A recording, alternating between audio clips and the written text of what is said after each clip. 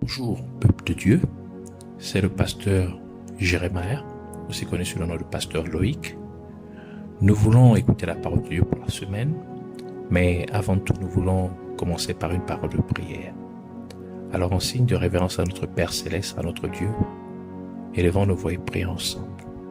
Père éternel, Dieu tout-puissant, Dieu amour, toi, le Dieu seul et véritable, nous venons te bénir, t'honorer, te glorifier. Nous venons nous humilier aussi au-devant de toi, implorant, Seigneur, ta compassion, ton amour, ta miséricorde, ta bonté. Parle-nous, Seigneur, pour tout ce que nous avons pu faire, penser, dire, qui n'ait pas été, Seigneur, en accord avec ta volonté. Puis-tu nous sanctifier par ton sang, corps, âme et esprit, penser que nos sens, Seigneur, tout soit sanctifié par ton sang, l'air, l'atmosphère en nous et autour de nous, afin que tout te soit consacré, particulièrement durant ces moments, au nom de Jésus-Christ. Nous prions encore, Seigneur, que tu puisses nous remplir de ta présence, nous remplir de ta puissance, que tu puisses nous raviver, que tu puisses, Seigneur, nous instruire, que tu puisses, Seigneur, oh mon Dieu, au Père, nous impartir, Seigneur, de ta connaissance, ta compréhension, la compréhension des principes, Seigneur, mon Dieu, Père, que tu as établi, Seigneur, de la fondation, Seigneur, mon Dieu, Père, de l'existence, au nom de Jésus. Seigneur, mon Dieu, nous prenons autorité, nous levons contre tous ceux qui nous glorifient pour le nom de Jésus-Christ, ceux qui s'élèvent contre la connaissance de la vérité, oui, de ta parole, car ta parole est la vérité. Nous venons les lier, les chasser, les renvoyer dans les gouffres de l'enfer, une fois pour toutes, au nom de Jésus-Christ. Et nous proclamons que Jésus-Christ est Seigneur, à la gloire de Dieu le Père, au nom de Jésus-Christ. Que tu sois honoré, glorifié, que tu sois magnifié, que ton nom soit exalté, loué, à tout jamais, au nom de Jésus-Christ. Amen.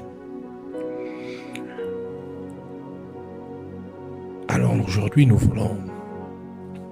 Seigneur voudrait nous parler de Noé, le fait que Noé planta une vigne. Alors le titre du message d'aujourd'hui, c'est Noé planta une vigne, la prophétie de Noé pour cette génération. Noé planta une vigne, la prophétie de Noé pour cette génération.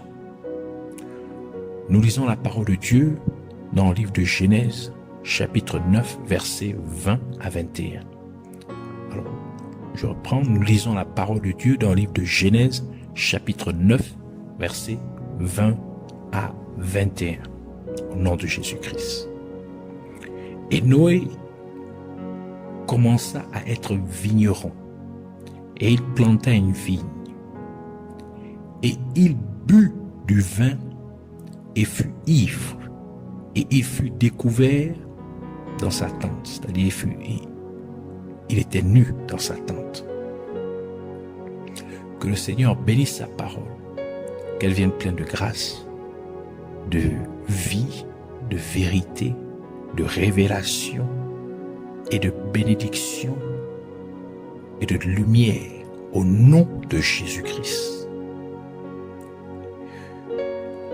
Après le grand déluge par lequel Dieu balaya la terre de tous les méchants, Noé devint un vigneron, c'est-à-dire un cultivateur, un ouvrier de la terre. Et c'est-à-dire un ouvrier de la terre, particulièrement un ouvrier de la terre qui œuvre pour la vigne. Et il planta une vigne. Parmi les nombreuses choses qu'il pouvait planter, il choisit de ne pas planter une plantation de canne à sucre, ni une plantation de noix de coco, ni une plantation de fraises, mais il choisit de planter une vigne en particulier. Cela devrait nous indiquer qu'il y a quelque chose de profond à comprendre dans le choix de Noé de décider de planter une vigne. il y a une signification prophétique attachée au fait que Noé devint un vigneron et au fait qu'il choisit de ne planter rien d'autre qu'une vigne et qu'il s'enivra avec le vin produit par cette vigne. Et cette parole prophétique se rapporte au temps dans lequel nous vivons actuellement. Jésus dit qu'il est la vraie vigne et que son Père est le vigneron, c'est-à-dire Dieu le Père est le vigneron. Jean chapitre 15 verset 1 à 2 qui dit, c'est Jésus qui parle, je suis la vraie vigne et mon Père est le vigneron. Tout sarment en moi qui ne porte pas de fruit, il enlève, et tout sarment qui porte du fruit, il le purge afin qu'il produise plus de fruits. C'est pour confirmer qu'en devenant vigneron, Noé représentait en fait Dieu comme étant vigneron. Il dépeignait Dieu comme le propriétaire d'une vigne, cette vigne qui est répandue sur toute l'étendue de la terre. C'est pourquoi Jésus-Christ a demandé à ses disciples de prier le Seigneur de la moisson, se référant à Dieu le Père, afin que Dieu puisse envoyer plus d'ouvriers dans sa moisson. Matthieu chapitre 9, versets 37 à 38 qui dit, puis il dit à ses disciples, la moisson est vraiment abondante, mais les ouvriers sont peu nombreux. Priez donc le maître de la moisson d'envoyer des ouvriers dans sa moisson. Par conséquent, Jésus-Christ étant la vraie vigne qui se répand sur toute la terre, il produit ainsi des chrétiens sur toute la surface de la terre. Le livre de Jacques nous donne une meilleure compréhension de cette parole prophétique esquissée dans l'action de Noé.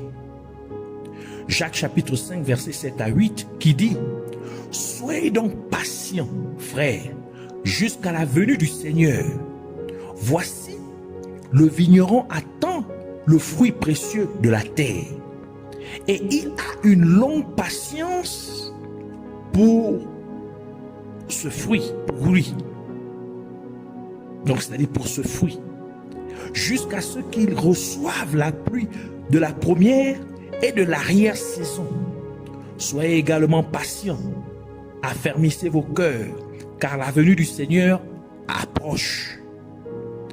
Ces écritures, ou ce passage des Écritures, compare la patience que nous devrions avoir en attendant le retour de Jésus-Christ sur terre, comme la patience dont le vigneron a besoin d'avoir jusqu'à la récolte des fruits de son champ, de sa vigne. Et avant de pouvoir voir et récolter les fruits, le champ ou la vigne a besoin de recevoir la pluie de la première et de l'arrière-saison. Cela nous révèle qu'avant la seconde venue de Jésus-Christ, il doit y avoir une grande moisson d'âmes à travers un réveil dans ces derniers jours. Mais pour que cette moisson d'âmes ait lieu, la vigne de Dieu répandue sur toute la terre a besoin de recevoir la pluie de la première et de l'arrière-saison. Ce qui signifie simplement qu'il a besoin d'avoir une effusion du Saint-Esprit, comme le prophétise le prophète Joël. Joël chapitre 2 verset 23 qui dit, soyez donc heureux, enfants de Sion, et réjouissez-vous dans le Seigneur votre Dieu, car il vous a donné la première pluie modérément, et il fera descendre pour vous la pluie de la première et de l'arrière-saison dans le premier mois. Et Dieu ajoute encore par le même prophète Joël, dans Joël chapitre 2, versets 28 à 29, qui dit, Et il arrivera ensuite que je répandrai mon esprit sur toute chair. Et vos fils et vos filles prophétiseront, vos vieillards rêveront des songes, vos jeunes gens auront des visions. Et aussi sur les serviteurs et sur les servantes, en ces jours-là, je répandrai mon esprit. Et la parole de Dieu dit dans 2 Timothée chapitre 2 verset 6, dit, le vigneron qui travaille doit être le premier à participer aux fruits. Donc à goûter aux fruits, à jouir du fruit. C'est pourquoi Noé fut le premier à prendre le fruit de la vigne en buvant le vin qu'elle produisait. Et Noé fut ivre du vin dans sa tente, comme les premiers disciples de Jésus-Christ, étant les premiers ouvriers de la vigne de Dieu, ont été les premiers à recevoir l'effusion du Saint-Esprit, donc le baptême du Saint-Esprit. Et comme ils étaient remplis du Saint-Esprit, ils ont commencé à parler dans d'autres langues. Et les gens autour d'eux ont assimilé leur attitude à des gens ivres d'un vin nouveau. Actes chapitre 2 verset 4 à 13 qui dit, et ils furent tous remplis du Saint-Esprit et se mirent à parler en d'autres langues comme l'Esprit leur donna la parole. Et il y avait à Jérusalem des Juifs, des hommes pieux de toutes les nations sous les cieux. Or, quand cela fut bruyant à l'étranger, la multitude se rassembla et fut confuse parce que chacun les entendait parler dans sa propre langue. Et ils furent tous stupéfaits et émerveillés, se disant l'un à l'autre, voici, tous ceux qui parlent ne sont-ils pas galiléens? Et comment entendons-nous chacun dans notre propre langue dans laquelle nous sommes nés? Pars et Médès, Élamites et les habitants de la Mésopotamie, de la Judée et de la Cappadoce, du Pont et de l'Asie, de la Phrygie et de la Pamphylie en Égypte et dans les parties de la Libye autour de Cyrène et des gens de Rome, juifs et prosélytes, Crète et Arabes, nous les entendons parler en nos langues des œuvres merveilleuses de Dieu. Et ils étaient tous stupéfaits et doutaient, se disant l'un à l'autre, qu'est-ce que cela signifie? D'autres se moquant ont dit, ces hommes sont pleins de vin nouveau. Donc il y avait d'autres autour qui ont assimilé cela à un vin nouveau. Par conséquent, la parole de Dieu dit dans Éphésiens chapitre 5 verset 8, il dit, et ne vous enivrez pas de vin où il y a de l'excès, mais soyez remplis de l'Esprit. Ici parlons de l'Esprit Saint. Et encore, c'est pourquoi Jésus-Christ a parlé du vin nouveau qui doit être mis dans de nouvelles bouteilles. C'était une référence au nouveau déversement du Saint-Esprit dans la personne née de nouveau. Dans Matthieu chapitre 9 verset 17, et c'est Jésus qui parle, qui dit, les hommes ne mettent pas non plus de vin nouveau dans de vieilles bouteilles, sinon les bouteilles se cassent et le vin s'écoule et les bouteilles périssent. Mais ils mettent du vin nouveau dans de nouvelles bouteilles et les deux sont conservés. Cette nouvelle bouteille est le corps du croyant qui est maintenant devenu une nouvelle créature en Jésus-Christ. Donc il est prêt à recevoir le nouveau vin qui est le baptême du Saint-Esprit ou le déversement externe de l'Esprit de Dieu sur le croyant. 2 Corinthiens chapitre 5 verset 17 dit, par conséquent, si quelqu'un est en Jésus-Christ, il est une nouvelle créature. Les choses anciennes sont passées. Voici que toutes choses sont devenues nouvelles. Ainsi, le fait que Noé fut devenu un vigneron et qui choisit de ne planter rien d'autre qu'une vigne et qui s'enivra du vin produit par celle-ci, était pour nous prophétiser qu'avant que Jésus revienne enlever son église de la face de la terre, il y aura une grande moisson d'âmes sur toute la terre.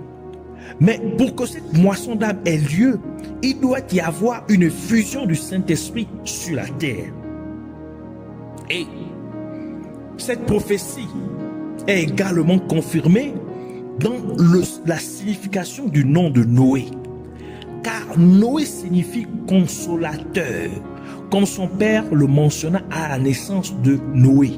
Genèse chapitre 5 verset 29 qui dit « Et il appela son nom en disant celui-ci » et il appela son nom Noé en disant « Celui-ci nous consolera au sujet de notre travail et du travail de nos mains à cause de la terre que Dieu a maudite. » Et Jésus-Christ a parlé du Saint-Esprit comme étant le consolateur. Dans Jean chapitre 16 verset 7 qui dit « Néanmoins, c'est Jésus qui parle, néanmoins je vous dis la vérité, il est avantageux pour vous que je m'en aille, car si je ne m'en vais pas, le consolateur ne viendra pas vers vous, mais si je pars, je vous l'enverrai. » Cela implique que Noé est une prophétie de l'effusion du Saint-Esprit sur les êtres humains à travers la surface de la terre. Donc, il est un événement annonciateur de l'effusion du Saint-Esprit sur la surface de la terre, et surtout pour ces derniers temps dans lesquels nous vivons. Et c'est pourquoi après le grand déluge, quand Noé fut sorti de l'arche, Dieu a fait une alliance avec l'humanité, donc au travers de Noé et ses enfants, qu'il ne détruirait plus toute la terre par le déluge. Et le signe de cette alliance est l'arc-en-ciel. Donc l'arc qui est dans le ciel. Genèse chapitre 9 verset 8 à 17 qui dit « Et Dieu parla à Noé et à ses fils avec lui, disant « Et moi, voici j'établis mon alliance avec vous et avec votre postérité après vous, et avec tout être vivant qui est avec vous, des oiseaux, du bétail et de toute bête de la terre avec vous, de tout ce qui sort de l'arche, à toute bête de la terre. Et j'établirai mon alliance avec vous, et toute chair ne sera plus coupée par les eaux d'un déluge, donc détruite par les eaux d'un déluge. Aussi, il n'y aura plus de déluge pour détruire la terre. Et Dieu dit, ceci est le signe de l'alliance que je ferai entre moi et vous et toute créature vivante qui est avec vous pour des générations perpétuelles. Je mets mon arc dans la nuée et ce sera pour un signe d'une alliance entre moi et la terre. Et il arrivera quand j'amènerai une nuée sur la terre, que l'arc sera vu dans la nuée. Donc en d'autres termes, l'arc-en-ciel. C'est pourquoi on appelle arc-en-ciel. Donc arc dans le ciel, donc dans la nuée du ciel. Et ainsi, et il continue, il dit, et je me souviendrai de mon alliance qui est entre moi et vous et toute créature vivante de toute chair. Et les oiseaux ne deviendront plus un déluge, et les eaux ne deviendront plus un déluge pour détruire toute chair. Et l'arc sera dans la nuée, donc l'arc-en-ciel. Et je le regarderai afin de me souvenir de l'alliance éternelle entre Dieu et toute créature vivante de toute chair qui est sur la terre. Et Dieu dit à Noé, ceci est le signe de l'alliance que j'ai établie entre moi et toute chair qui est sur la terre. Et la parole de Dieu, et de la parole de Dieu, nous savons que l'arc-en-ciel est une représentation du Saint-Esprit. Car de même que l'arc-en-ciel est composé de 7 couleurs, de même le Saint-Esprit est composé de 7 esprits. Ainsi, chaque couleur de l'arc-en-ciel représente l'un des 7 esprits de Dieu, donc l'un des 7 esprits du Saint-Esprit. C'est pourquoi il y a un arc-en-ciel au-dessus du trône de Dieu. Apocalypse chapitre 4 verset 3 qui dit, et celui qui était assis devait ressembler à un jaspe et une pierre de sardine. Et il y avait un arc-en-ciel autour du trône, en vue comme une émeraude. Apocalypse chapitre 1, verset 4 qui dit: Jean aux 7 églises qui